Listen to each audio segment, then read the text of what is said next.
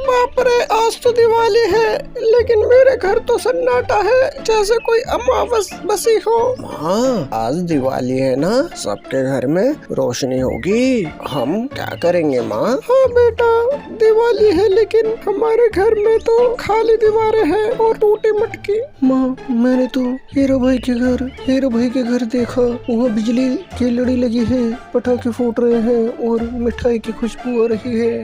हाँ हीरी, सबके घर में चमक है लेकिन हमारी झोपड़ी में तो गरीबी का धुआं है। माँ, क्या हम एक दिया नहीं जला सकते?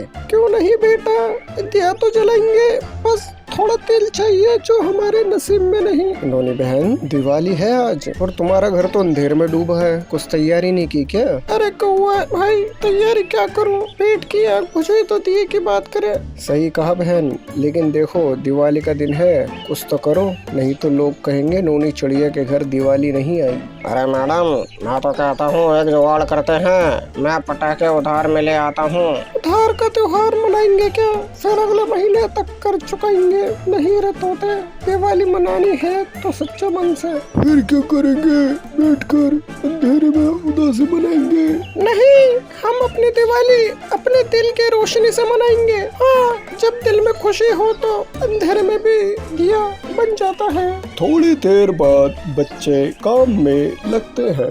माँ, मैं जंगल से सूखी लकड़ियाँ लाता हूँ, उनसे दिया बनाऊंगा। वाह बेटा, यही सच्ची दिवाली है, अपने हाथों से बनाया हुआ दिया। और मैं पुराने खिलौने से रंग निकालूंगा, दीवार पर फूल बना दूंगा। और मैं जंगल के सब पक्षियों को बुलाऊंगा, सब मिलकर मनाएंगे दिवाली। और मैं आसमान में उड़कर सबको बताऊंगा नोनी चिड़िया की दिवाली होने वाली है। और मैं आज के दिन गुटखा छोड़ दूंगा। सच कह रहे हो?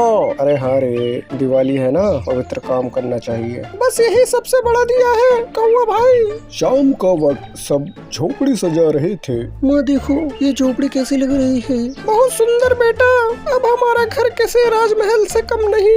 माँ, ये लकड़ी के दिए तैयार हो गए। बहुत सुंदर बेटा। लो बहन, ये लो थोड़ा तेल बचा था मेरे पास, सोचा तुम्हारे काम आ जाए। अरे हीरा कौआ, तेरा ये डब्बा लाखों का है। दिवाली है ना, सोचा आज किसी और घर की रोशनी बन जाऊं। और देखो, मैंने जंगल के तोते, मैना, गोरिया सबको न्योता दे दिया।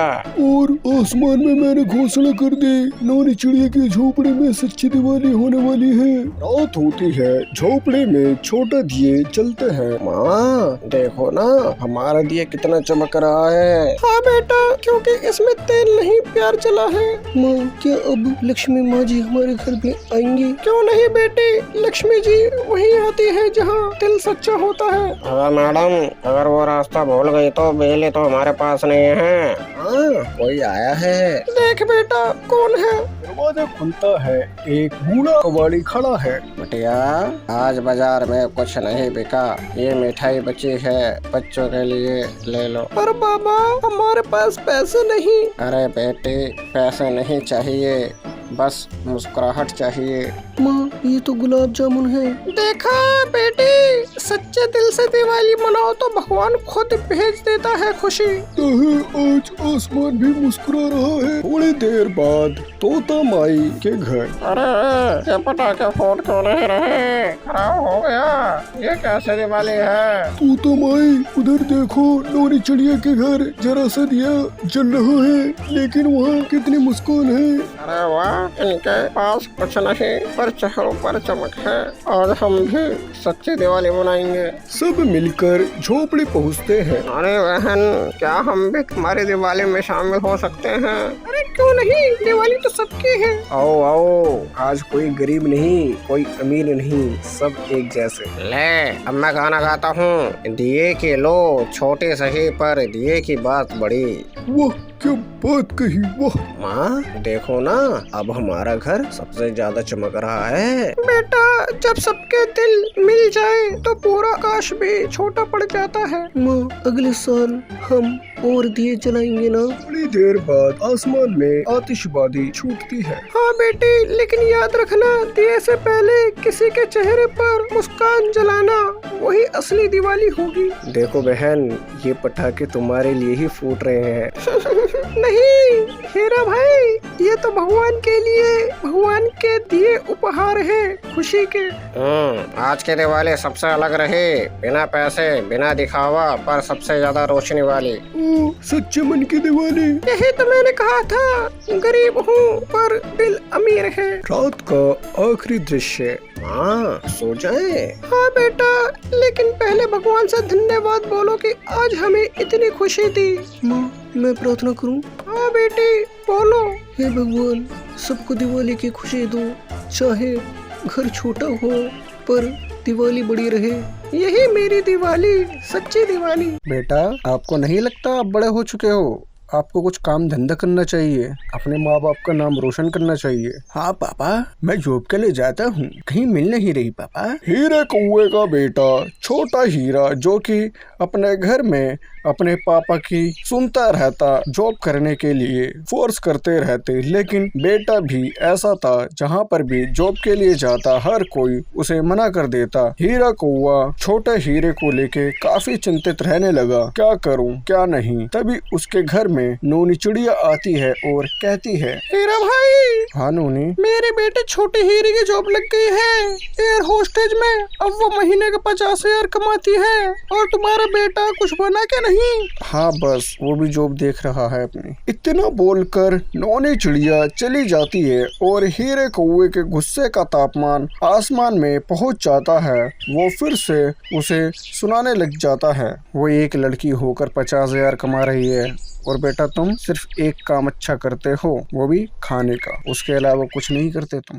पापा मैं कर लूंगा कुछ ना कुछ, और आज घर में मैं तभी आऊंगा जब जॉब देख लूंगा। इतना बोलकर छोटा हीरा बाहर चले जाता है और नौकरी ढूंढने लगता है। जैसे तैसे उसे बर्तन धोने का काम मिल जाता है। उसकी सैलरी 9,000 होती है। घर पर जाके वो सैलरी तो बता देता है, लेकिन काम क्या करता है वो नहीं बताता। बेटा इसमें क्या होगा 9,000 में? उसकी बेटा 50,000 कमा रही है, तुम 9,000, जितना तुम 6 महीने में कमाओगे वो 1 महीने में इतना कमाती है। पापा मैं कर तो रहा हूँ ना। घर का ताना सुन सुन के छोटे हीरे के दिमाग में क्या क्या भावना उत्पन्न हुई, उसके दिमाग में क्या क्या चलने लगा, आइए जानते हैं। हे भगवान, मेरी किस्मत इतनी बेकार क्यों है? क्यों बनाई इतनी बेकार किस्मत मेरी?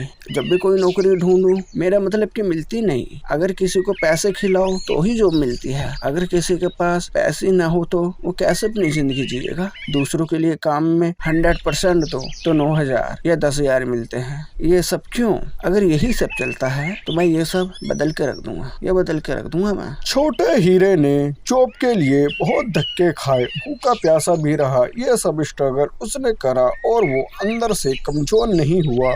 उसने सब बदल लेने की ठान ली थी। अब देखते हैं एक 9,000 रुपये वाला बंदा जिंदगी कैसे बदलेगा। वो बर्तन धोने जाता है और यही सोचता रहता है कि क्या करूं, कैसे करूं। तभी पास में उसके एक तोता बैठा हुआ होता है और वो कहता है, बेटा छोटा। सर मेरा नाम छोटू नहीं, छोटा हीरा है। बेटा यहाँ सब छोटू ही कहेंगे, बर्तन मांजने वाला ही कहेंगे, क्योंकि यहाँ पहचान उसके नाम से नहीं उसके काम से होती है। छोटा हीरा सोचता है, बात तो पता की कर रहे हैं, क्या पता इनकी बातों में मेरा जवाब छुपा हुआ हो, मेरा आगे का करियर छुपा हुआ हो, तो बात करनी पड़ेगी। बेटा एक सलाह दूंगा, तुम काम करो ये, लेकिन अपने जीवन में एक गोल लेकर चलो, उसमें इतना खो जाओ कि दूसरों के लिए तुम्हारे पास टाइम ना हो। और देखना, आज जो तुम्हारी बेइज्जती कर रहे हैं ना, उसे तुम्हें मिलना पड़ेगा अपना टाइम निकाल के, और तुम्हारे पास टाइम नहीं होगा उन्हें टाइम देने के लिए। भूल जाओ दिन रात खाना पीना, तुम्हें ये पता है खाना कब खाना है, घूमने कब जाना है। जब तक ये नहीं भूलोगे तब तक कामयाब नहीं बनोगे। दिखा दो कि तुम क्या हो, बदल दो इतिहास। लेकिन कैसे बदलूं इतिहास? वो तुम देखो अपने आप को, सबसे पहले ढूंढो तुम क्या हो, क्यों हो, तुम्हारी वैल्यू क्या है, फिर रहे अपने आप दिखने लगेगा। छोटा हीरा अंदर से इतना मोटिवेट हो जाता है कि उसकी हर एक बात मानता है। वो अपने अंदर के स्किल को ढूंढता है। फिर 5 साल बाद क्या होता है, कितना बदलता है, देखते हैं। आज आने वाला है, इतने साल बाद देखते हैं ऐसा ही है या बदल गया, वरना बात करना अपनी बेटी से। छोटा हीरा जब आता है सब देखते रह जाते हैं। आ गए? सुनो, एक काम करो, छोटी हीरे को बुला रहा हूँ, उससे बात करो जॉब के लिए। पापा सुनो तो पापा। नहीं बेटा, इतने में जिंदगी नहीं गुजरती। और नोनी चिड़िया, तुम अपनी बेटे को बुलाओ। नोनी चिड़िया की बेटी जब आती है, आते ही छोटे हीरे को क्या कहती है? सर आप यहाँ? मैं यहीं रहता हूँ। सर मुझे यकीन नहीं हो रहा, मैं आपके और आप मेरे सामने खड़े हो। मतलब क्या? मैंने तुम्हें यहाँ इसलिए बुलाया था कि तुम छोटे हीरे की जॉब की बात कर लो, और तुम सर कह रही हो। माँ आप क्या कह रहे हो? जिस कंपनी में मैं काम करती हूँ वो सब इन्होंने खरीद ली, बल्कि आधे शहर को ये सैलरी देते हैं, और मुझे भी। हीरा कौवा देखते रह जाता है, ये सपना तो नहीं। बेटा ये क्या बोल रही है, और ये सब कैसे? पापा बस आपकी गालियाँ, आपका डांटना, ये सब सोने नहीं देता था। जब भी नींद नहीं आती तो मैं अपने आप को टाइम देता था कुछ बनने का। और हाँ नोनी आंटी, अगर आपको भी नौकरी चाहिए बताना, मैं किसी न किसी कंपनी में लगा दूंगा। सर क्या बात कर रहे हो आप छोटा हीरा ही बुलाइए मुझे, आपके बेटे जैसा ही हूँ मैं, जैसा पहले वैसा आप। छोटा हीरा अपने गोल के चक्कर में इतना खो गया था कि उसे पता ही नहीं लगा कि मैं कितना पैसा कमा रहा हूँ, कितना नहीं। उसने अपने पापा का गुस्सा सब अपने गोल में लगा दिया। इतना अंधा हो गया कि उनने पूरा शहर खरीद लिया इसी गुस्से में। तो बस मेरी यूट्यूब फैमिली, अगर आपको आपके माँ बाप आपको डांटते हैं या कुछ बोलते हैं, गलत काम की तरफ ना बढ़कर सही रास्ता चुने, जैसे छोटे हीरे ने चुना है। तो मिलते हैं अगली वीडियो में। आज पितृपक्ष की शुरुआत है। पितृपक्ष का स्मरण ही तो घर की असली शक्ति है। पवन आता है लोटा हाथ में लिए हुए। माँ ये जल मैं कुएं से लाया हूँ, ठंडा है, शुद्ध है। अच्छा किया बेटा, यही जल आज पितरों को अर्पित होगा। याद रखो, पितरों को स्मरण करना सिर्फ एक रस्म नहीं, ये कर्तव्य है। माँ सच बताऊं, ये सब थोड़ा पुराना सा लगता है। लोग अब रील में पूजा दिखा देते हैं, असली रस्म कौन करता है आजकल। बेटी रील तुम्हें लाइक देंगे, पर पितरों का आशीर्वाद ही जीवन देगा। अपनी जड़ों को कभी मत भूलो। मत भूलो।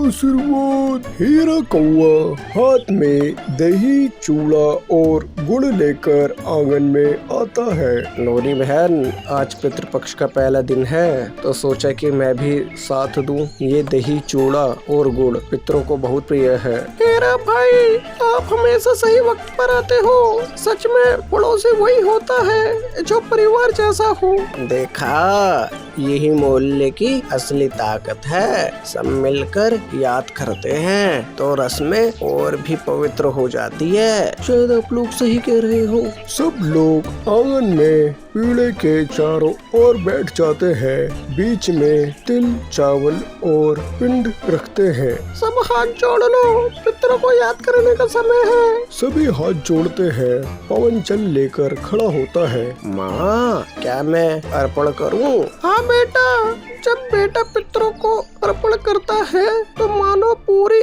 वंश परंपरा खिल उठती है। पवन धीरे धीरे जल और तिल अर्पित करता है। हवा हल्की तेज हो जाती है। दिया और तेज जलने लगता है। माँ ये हवा अचानक इतनी तेज क्यों हो गई? ये पितरों का संकेत है कि वो हमारे अर्पण को स्वीकार कर रहे हैं। स्वीकार है। आशीर्वाद।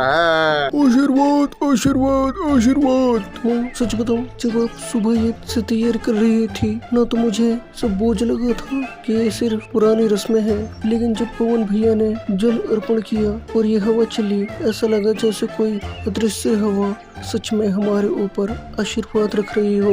यही तो है बेटी, ये रस्में सिर्फ दिखावे के लिए नहीं होती, ये रिश्तों की डोर है जो हमें उन लोगों से जोड़ती है जिन्होंने हमें जन्म दिया, हमें पाला, और अब भले ही हमारे बीच वो नहीं है, लेकिन उनकी आत्मा हमें देख रही है। छोटी हीरी, तुम्हें याद है दादी कैसे हमें हर त्योहार पर कहानी सुनाती थी? वही दादी आज हमें देख रही है। शायद वो मुस्कुरा रही होगी कि हम अब भी उनकी यादों को जिंदा रखे हुए हैं। जिंदा है, जिंदा है, यादें जिंदा है, यादें जिंदा है। माँ, आज मैं कोई रील नहीं बनाऊंगी। ये पल कैमरे में कैद नहीं होनी चाहिए, ये तो दिल में रहना चाहिए। नोनी बहन, सच कहूँ मैंने बचपन में अपने पिता को यही करते देखा है। तब समझ नहीं आता था कि अर्पण से क्या बदलता है, लेकिन आज जब खुद बुढ़ापे की दहलीज पर खड़ा हूँ, समझ आता है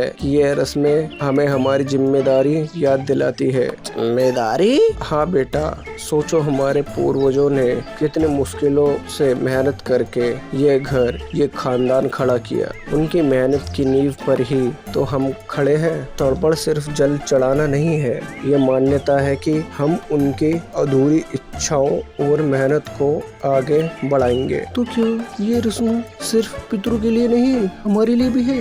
जड़ें मजबूत है, जड़ें मजबूत है। तर्पण पूरा होते ही अचानक हवा तेज होने लगती है। आंगन का दिया जो हल्की लो से जल रहा था अचानक और तेज जलने लगता है। तुलसी के पत्ते हिलते हैं, सब चौंक कर देखते हैं।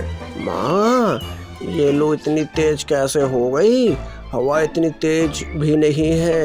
ये पितरों का आशीर्वाद है बेटा, वो हमें बता रहे हैं कि हमारी श्रद्धा उन तक पहुँचे है। माँ, मुझे लग रहा है जैसे दादी सच में यहीं खड़ी हो, जैसे उनके हाथ ने मेरे सिर पर आशीर्वाद रखा हो। ये चमत्कार नहीं है, ये विश्वास है। जब मन सच्चा होता है तो पितृ हमेशा अपनी मौजूदगी का एहसास कराते हैं। तोता और कबूतर दोनों अचानक से गायब हो जाते हैं, आशीर्वाद आशीर्वाद कहकर। आशीर्वाद आशीर्वाद। हमेशा साथ, हमेशा साथ, हमेशा साथ। नोनी चिड़िया थाली में से दही, चूड़ा और गुड़ सबको बांटती है, सब मिलकर खाते हैं। बस यही असली तृप्ति है। पितरों को याद करो, उनका आशीर्वाद लो और फिर उस आशीर्वाद को बांटो। देखना, यही आशीर्वाद हमारी आने वाली पीढ़ियों तक जाएगा। आज मुझे सच में लगता है कि दादा दादी और हमारे सब पूर्वज हमारे आसपास ही हैं। अरे, शायद पहली बार मुझे महसूस हुआ कि परंपरा बोझ नहीं होती, ये तो हमारे जीवन का सहारा होती है। याद रखना बच्चों, पितृ सिर्फ अतीत नहीं है, वो आज भी हमारे साथ है। उनका आशीर्वाद ही घर की सबसे बड़ी ताकत है। माँ, सच कहूँ तो अब दिल में एक सुकून है, जैसे कोई अदृश्य हाथ हमें दुआ देकर चला गया। हाँ बेटा, और वही हाथ हमें आगे भी संभालता रहेगा। इस कहानी में पितरों का आशीर्वाद परिवार का जुड़ाव और परंपरा की गहराई दिखाती है। यह हमें सिखाती है कि पितृ सिर्फ एक स्मृति नहीं बल्कि जीवन का आधार है। धन्यवाद।